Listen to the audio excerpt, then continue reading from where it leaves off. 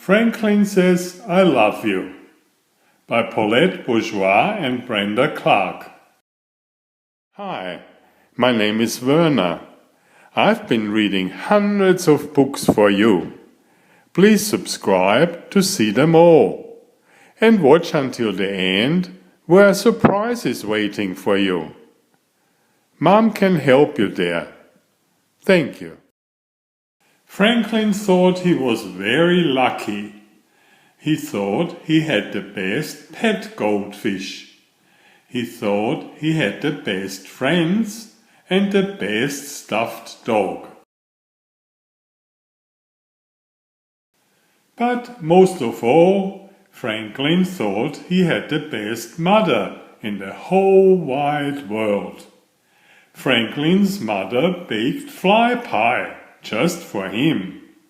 Franklin's mother played catch even when she was busy. And Franklin's mother always read him 2 stories before bed, even when she was tired. So when Granny told Franklin that his mother's birthday was the very next day, he decided to give her the best present ever. Franklin wanted to show his mother how much he loved her. Every year, Franklin made a birthday present for his mother. She had loved her macaroni necklace. She had hung Franklin's self-portrait on the wall. She had even worn her birthday hat shopping. This year, Franklin decided to buy his mother something fancy. He emptied his piggy bank and went to town. Franklin looked in all the stores, but everything cost too much. How can I show my mother I love her, he wondered, without a fancy present? So Franklin went looking for help. He walked along the path and over the bridge until he came to Bear's house. "Bear," said Franklin, "how can I show my mother I love her without a fancy present?" "I always make my mother breakfast in bed," said Bear. But Franklin's mother had told him that she didn't like crumbs in bed. Franklin walked through the berry patch until he came to Snail's house. "Snail," said Franklin, "how can I show my mother I love her without a fancy present?" "I always bring my mother flowers," said Snail. But Franklin had given his mother a bouquet of dandelions just the day before. Franklin walked across the meadow until he came to Beaver's house.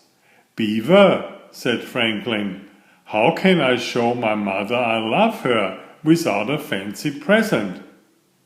"I always draw my mother a picture with hearts and flowers and X's and O's." "X's and O's?" asked Franklin. "Kisses and hugs," explained Beaver. But Franklin always hugged his mother when he came home from school, and he kissed her every night.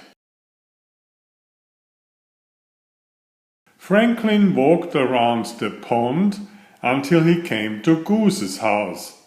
"Goose," said Franklin, "how can I show my mother I love her without a fancy present?" "I always make my mother some pretty jewelry," said Goose. But Franklin's mother already had a macaroni necklace and a string of pearls. Franklin was tired and hungry. He walked all the way home. His mother's birthday was the next morning, and Franklin still didn't have a present. Franklin asked his father, "How can I show Mother that I love her without a fancy present?" "You do nice things for her every day," answered Franklin's father. "Why do you ask?" "Because tomorrow is her birthday," said Franklin. His father looked surprised. "Why don't you and your sister make her a card?" he suggested. "I'll run to the store." Franklin helped Harriet make a card, but he did most of the work. Sometimes he wished he was little like Harriet. She never worried about anything. Early the next morning, Franklin had an idea. He would do everything his friends suggested. He made his mother a pretty brooch. He drew her a picture with double X's and O's.